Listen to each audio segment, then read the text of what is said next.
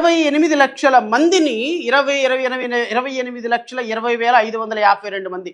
ఒక ఫిగరు, ఈ figure tentative figure మాత్రమే.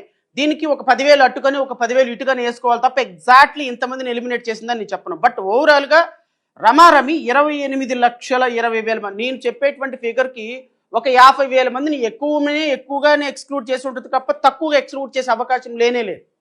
ఎందుకంటే ఫస్ట్ ఇయర్ ఎక్స్పెక్టెడ్ అడ్మిషన్స్ ఇంతవరకు టెంటేటివ్గా వాళ్ళు తీసుకున్నారు, టెంటేటివ్గా నేను తీసుకుంటున్నా. సో ఓవరాల్గా 30 లక్షల మంది పిల్లల్ని ఈ స్కీమ్లో నుంచి ఎలిమినేట్ చేసి మీరు ఏం సమాచారం, ఏమి సందేశం ఇవ్వాలనుకున్నారు? కూటమి ప్రభుత్వ పెద్దలని చంద్రబాబు నాయుడు గారిని అడుగుతున్నా, పక్కన కూర్చున్న నారా లోకేష్ని అడుగుతున్నా. 30 లక్షల మంది తల్లులకి మీరు 30 లక్షల మంది పిల్లల తల్లులకి ఈరోజు మీరు ఎక్స్క్లూడ్ చేసి వాళ్ళని స్కీమ్లో నుంచి ఎలిమినేట్ చేసి, అండ్ ఇంకోటి కూడా చెప్తున్నా, ఈ 54,94,703 ఎలిజిబిలిటీ లిస్టులో మరలా ఈ 54 లక్షల మంది ఎలిజిబుల్లా కాదా, వీళ్ళ అకౌంట్లోకి డబ్బులు వెళ్తాయా లేదా ఎవరికి తెలియదు. ఎందుకు అంటే ఎలిజిబిలిటీ క్రైటీరియా 14 కండిషన్స్ తోటి ఎలిజిబిలిటీ క్రైటీరియా పెట్టారు. ఈ జీవోలోనే 14 కండిషన్స్ తోటి ఎలిజిబుల్ క్రైటీరియా పెట్టారు. నేను అడుగుతున్నా నారా లోకేష్, నువ్వు కూటమి ప్రభుత్వం అధికారంలోకి రాకముందు ఏమని హామీ ఇచ్చావు? ఈ స్కీమ్లో మీకు కండిషన్స్ అప్లై అనే మాట చెప్పారా? మీరు కండిషన్స్ ఉంటాయన్న మాట చెప్పారా? మీరు ఏ విధంగా కండిషన్స్ అప్లై చేసి 14 కండిషన్స్ పెట్టారు? ఈ కండిషన్స్ ఏంటో కూడా నేను మీకు చదివి వినిపిస్తా. మీరు ఈ మాట చెప్పలేదు కదా. Total house hold income should not exceed 10,000 per month and rural areas 12,000.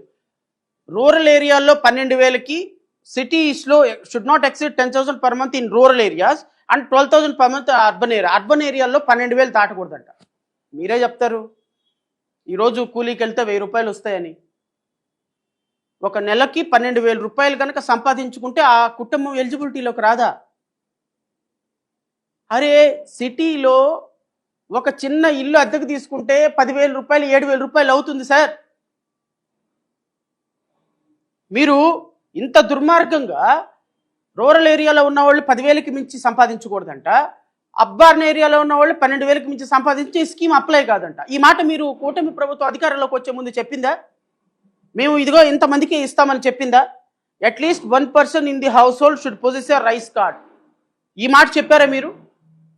ఈ రాష్ట్రంలో 1,30,00,000 పైగా వైట్ రేషన్ కార్డులు ఉన్నాయి. మీరు వైట్ రేషన్ కార్డులు ఉన్న వాళ్ళే ఎలిజిబిలిటీలోకి వస్తారని ఎలా చెప్తారు మీరు? నేను చెప్తున్నా, ఈ రోజున ఒక సెక్యూరిటీ గార్డు లేకపోతే ఒక చిన్న ఉద్యోగం చేసే 30,000 రూపాయలు సంపాదించే ఉద్యోగం చేసేటువంటి ఒక సెక్యూరిటీ గార్డో ఒక చిన్న అకౌంటెంటో 30,000 రూపాయలకి సంవత్సరానికి నేను నెలకు 30,000 సంపాదిస్తే ఇంకో 20,000 రూపాయలు అప్పు చేసి బతకాల్సిన పరిస్థితి ఈరోజు రాష్ట్రంలో ఉంది. ధరలు ఎలా మండిపోతున్నాయి. ఒక రెంట్కు తీసుకుంటే ఒక ఇల్లు, ఒక చిన్న బెడ్రూము, ఒక చిన్న కిచెను, ఒక చిన్న హాల్ ఉన్న 3 రూములు ఇల్లు తీసుకుంటే 10,000 రూపాయలు అవుతుందండి. 30,000 రూపాయలు సంపాదిస్తే 50% రెంట్కే కట్టాల్సి వస్తుంది ఈ రోజున మిడిల్ క్లాస్ ఫ్యామిలీస్లో. ఒక పిల్లవాడు ఒక రోజు ఎక్కడికైనా ఒక చిన్న బయటకు తీసుకెళ్ళండి, పార్కుకు తీసుకెళ్ళండి అంటే తల్లిదండ్రులు తీసుకెళ్ళలేని పరిస్థితిలో ఉన్నారు. వాళ్ళు సంపాదించే సంపాదన కనీసం 3 పూట్ల తినడానికి కూడా సరిపోతున్న పరిస్థితుల్లో మీరు 10,000 రూపాయలకు మించి ఎక్కువ సంపాదిస్తే మీకు ఎలిజిబిలిటీ లేదు అంటే ఈ రాష్ట్రంలో ఈ 30 లక్షల మంది మీరు ఎలిమినేట్ చేసిన 30 లక్షల మందిలో ఎంతమంది మిడిల్ క్లాస్ ఫ్యామిలీస్ ఉంటారు చంద్రబాబు నాయుడు గారు? ఎంతమంది ఆర్థికంగా ఇబ్బందులు పడేవాళ్ళు ఉంటారు నారా లోకేష్ గారు? ఇంత దుర్మార్గంగా ఇలా ఎలిమినేట్ చేస్తుంటే ఇలాంటి వ్యక్తులని చొక్కా పట్టుకొని గల్లా పట్టుకొని మాట్లాడుతున్న పవన్ కళ్యాణ్ దీని మీద రియాక్ట్ అవ్వడేంటి అంటున్నా నేను. ఇంతకంటే కూటమి ప్రభుత్వం దానికంటే 10 ఇంతలు మేము ఇస్తాము అని చెప్పినటువంటి మీరు రియాక్ట్ అవ్వరేంటి? మీరు స్పందించరేంటి? ఈ కండిషన్స్ అప్లై అనే కాన్సెప్టు అదే మీ అధికార ప్రతినిధి చెప్పింది కదా. ఎవడు బాగుపడ్డాడు, ఎవడు తిన్నాడు ఈ పథకాల వల్ల? ఈ పథకాలు పనికిమాలిన పథకాలు, ఈ పథకాలు తీసుకునే వాళ్ళు పనికిమాలిన వాళ్ళని మీ అధికార ప్రతినిధి జనసేన అధికార ప్రకటించిన ప్రకటన బహుశా మీ మనసులో ఉన్న ప్రకటనే ఆమె చెప్పి ఉండొచ్చు. మరి ఈరోజు ఎందుకు మాట్లాడటంలో జనసేన 30 లక్షల మంది తల్లిదండ్రులని పక్కన పడేసి నేను ఇంకొక కాన్సెప్ట్ కూడా వస్తాను, మళ్ళీ చెప్తాను. Total land will holding of the should not less than 3 acres of wet land and 10 acres of dry land. So భూమి ఉండకూడదంట ఎక్కువ. Any one among the household members owing a 4-wheeler, taxi, tractor, autos are exempted. So 4-wheeler unte they are not eligible. The monthly electricity utilization be less than 300 per month. 300 యూనిట్ల కంటే ఎక్కువ కాలిస్తే వాళ్ళు eligibility లేదు. నేను ఇక్కడ కూర్చున్న media సోదరులను కూడా అడుగుతున్నా, మీడియా సోదరులకి పాపం అటు పని చేయలేరు, ఇటు డైరెక్ట్గా గవర్నమెంట్ జీతాలు రావు. సో ఏదో కష్టపడి నిజాయితీగా రూపాయి 10 రూపాయలు సంపాదించుకుంటూ ఉంటారు. ఈ రోజున ప్రతి ఒక్క కంపెనీ కూడా 0 ఇన్స్టాల్మెంట్ తోటి ఏసీలు ఆఫర్ చేస్తుంది. ఏసీలు లేకుండా ఈరోజు ఒక సామాన్యుడు నిద్రపోయే పరిస్థితి విజయవాడ ఆంధ్రప్రదేశ్ రాష్ట్రంలో ఉండదు. ఒక చిన్న ఏసీ ₹1 ఇన్స్టాల్మెంట్ కూడా కట్టకుండా ఒక ఏసీ కొనుక్కొని నెలకు ఒక 3,000 2,000 కట్టుకుందామని నాకు తెలిసిన ప్రతి సామాన్యుడు మిడిల్ క్లాస్ మ్యాన్ ఏసీ కొనుక్కుంటున్నాడు. ఒక్క ఏసీ కానీ కొనుక్కున్నామంటే వరస్ట్ కేసులో 200 యూనిట్లు అది ఒక నెలకి కాలుతుంది. అంటే 300 యూనిట్లు కాల్చుకుంటే మాత్రం వాళ్ళ తల్లిదండ్రులు వాళ్ళ పిల్లలకి చదువుకునే హక్కు లేదా అండి? వాళ్ళ పిల్లలకి ఇచ్చేటువంటి డబ్బులు తీసుకునే హక్కు వాళ్ళకి లేదా? ఈ కండిషన్ పెడతామని మీరు ఎలక్షన్స్కి ముందు చెప్పారా? మీరు 300 యూనిట్లు కాల్చుకుంటే ఇక లేదు అని మీరు ఏమైనా చెప్పారా? కండిషన్ చెప్పారా? నాకు ప్రజలకు చెప్పారా? ఆంధ్రప్రదేశ్ రాష్ట్ర ప్రజలకు చెప్పారా? అంటే నేను ఇంతకు ముందు చదివాను కదా, 54,94,703 మంది, వీళ్ళందరినీ కూడా రేపొద్దున ఎలిమినేట్ చేసే ప్రాసెస్ ఇది. ఈ 54 లక్షల మందికి డబ్బులు వస్తాయని ఎవరికి తెలియదు. గ్యాస్ సిలిండర్లు ఇచ్చినట్టే ఉంటుంది. మీరు అడగండి, 1000 కుటుంబాలను సర్వే చేయండి, నాట్ ఓన్లీ 2 కుటుంబాలకు కూడా గ్యాస్ సిలిండర్లు రాలా. ఇప్పుడు 54 లక్షల మందిలో ఈ 14 కండిషన్స్ పెట్టి రమారమి 30 లక్షల మందిని ఎలిమినేట్ చేసి పడేస్తారు. ఈ 20 లక్షల మంది కూడా మరి వాళ్ళు తెలుగుదేశం అయితే, బీజేపీ అయితే, జనసేన అయితే మళ్ళీ ప్రపోర్షనేట్గా 70% తెలుగుదేశం, 20% జనసేన, 10% బీజేపీ వాళ్ళు పంచుకుంటారేమో నాకు తెలియదు. కానీ దాంట్లో కూడా రాజకీయాలు చూస్తారేమో నాకు తెలియదు. కానీ ఈ ఎలిమినేషన్ ప్రాసెస్లో రేపు ఎంతమంది ఎలిమినేట్ అవుతారో నోబడి నోస్. బికాస్ వాళ్ళు ఇచ్చినటువంటి షెడ్యూల్ ప్రకారమే ఎలిజిబిలిటీ లిస్ట్ ఇంకా పబ్లిష్ కాల. అబ్జెక్షన్స్ తీసుకుని ఎలిజిబిలిటీ లిస్ట్ పబ్లిష్ చేయడానికి చాలా సమయం పడుతుంది. And in case any member in a household is paying income tax, the household is not eligible. Any member of the household, for example, నేను ఉన్నానండి, నేను మా తమ్ముడు, మా అక్క, లేకపోతే మా చెల్లెలు, మేమంతా ఒక జాయింట్ ఫ్యామిలీకి ఉంటున్నామండి. నా తమ్ముడు పిల్లలు ఉన్నారండి, మా అక్క పిల్లలు ఉన్నారండి, నా చెల్లెలి పిల్లలు ఉన్నారండి. ఫర్ ఎగ్జాంపుల్ నేను దాంట్లో ఒక చిన్న ఎంప్లాయీనండి. నేను ఇన్కమ్ ట్యాక్స్ కడుతున్నా. ప్రతి గవర్నమెంట్ ఆఫీసర్ ఇన్కమ్ ట్యాక్స్ కట్టాలి.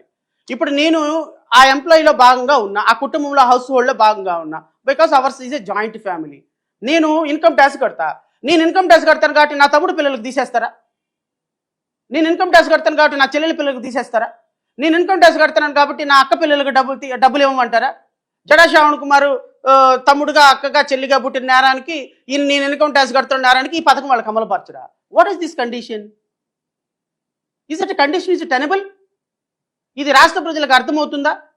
రాష్ట్ర ప్రజలకు ఈ కండిషన్ ఉంటుందని చెప్పారా మీరు? నేను అనేది, మీరు అబద్ధాలు చెప్పి ఈ విధంగా కండిషన్స్ అప్లై అని మొబైల్ కంపెనీలు మోసం చేస్తున్నట్టు, ఫైనాన్స్ కంపెనీలు మోసం చేస్తున్నట్టు మీకు కూడా మోసం చేస్తే రాష్ట్ర ప్రజలు మీకు అధికారం ఇచ్చింది దేనికోసం అంటున్నా? పోనీ ఈ 10,000 కోట్ల రూపాయలు బడ్జెట్ కేటాయించినటువంటి 9,000 కోట్ల రూపాయలు మీ జేబులో డబ్బులు ఏమన్నా? మీ చంద్రబాబు నాయుడు గారు కష్టపడి సంపాదించి ఏమన్నా డబ్బులు ఖర్చు పెడుతున్నారా? లేకపోతే పవన్ కళ్యాణ్ సినిమాల్లో తీసి ఏమన్నా డబ్బులు ఇస్తున్నాడా? లేకపోతే నారా లోకేష్ సాఫ్ట్వేర్ కంపెనీ పెట్టి హెరిటేజ్లోంచి తీసుకొచ్చి ఏమన్నా ఇస్తున్నారా? రాష్ట్ర ప్రజలు కట్టేటువంటి ట్యాక్సుల్లో నుంచి, రాష్ట్ర ప్రజలు ఇచ్చేటువంటి డబ్బుల్లో నుంచి డివిడెండ్లు తాకట్టు పెట్టి కేంద్ర ప్రభుత్వం దగ్గర, వరల్డ్ బ్యాంక్ దగ్గర వేల కోట్ల రూపాయల అప్పులు తీసుకొచ్చి ఆ అప్పుల్లో నుంచి ఇచ్చే దాంట్లో కూడా మీరు ఈ విధంగా ప్రజలని కండిషన్స్ అప్లై అని పెడితే ప్రజలు ఎక్కడికి వెళ్ళాలి? ప్రజలు ఎవరితో మొరపెట్టుకోవాలి? ఈ పథకం అమలు పరిచింది, సూపర్ 6లో అద్భుతంగా అమలు పరుస్తుందని భావించాలా రాష్ట్ర ప్రజలు? ఒక్కసారి మీరు అర్థం చేసుకోండి. నేను ప్రతి సందర్భంలో విమర్శిస్తున్నానని కాదు, మీరు చెప్పింది ఏంటి, చేస్తుంది ఏంటి, మీరు ఏం మాట చెప్పారు, మీరు ఏం ప్రజలు అమలు చేస్తున్నారు. నేను మీకు ఓకే, మీమ్స్ అవి తప్పదు, ఎందుకంటే అది వైఎస్ఆర్ కాంగ్రెస్ పార్టీ చేసిందా ఇంకొకరు చేసిందా అనేది తమ సమస్య కాదు. మీమ్స్ చూపిస్తున్న సందర్భం ఎందుకంటే రాష్ట్ర ప్రజలకి మీరు ఇచ్చినటువంటి హామీలను ఆధారాలతో మాట్లాడాలి. మేము అనలేదు కదా, మేము మాట్లాడలేదు అనే కాదు, ఇది ఒక్కసారి చూడమని రాష్ట్ర ప్రజలు కోరుతారు. 13,000 రూపాయలు తల్లి అకౌంట్ లో పడుతుంది. 2,000 రూపాయలు మెయింటెనెన్స్ గ్రాంట్ కింద స్కూల్స్ లో మెయింటెనెన్స్ కోసం ప్రభుత్వం ఆ నిధులు కూడా ఖర్చు పెడతాం జరుగుతుంది. మిమ్మల్ని ఎక్కడో చూసినట్టుందండి. అమ్మఒడి ఇస్తాడు ఏకంగా టాయిలెట్ మెయింటెనెన్స్, ఇతర మెయింటెనెన్స్ అని అమ్మఒడి నుంచి డబ్బులు లాగేస్తున్నాడు ఈ సైకో జగన్. 13,000 రూపాయలు తల్లి అకౌంట్ లో పడుతుంది. 2,000 రూపాయలు మెయింటెనెన్స్ గ్రాంట్ కింద అమ్మఒడి ఇస్తాడు ఏకంగా టాయిలెట్ మెయింటెనెన్స్, ఇతర మెయింటెనెన్స్ అని అమ్మఒడి నుంచి డబ్బులు లాగేస్తున్నాడు ఈ గత ప్రభుత్వం 15,000 అని చెప్పి 14,000 ఇస్తే సైకోలు లేకపోతే ఇంకోటి అన్నారు కదా. నేను ఇప్పుడు అడుగుతున్నా నారా లోకేష్ని, మరి మిమ్మల్ని ఏ పేరుతో పిలవాలి?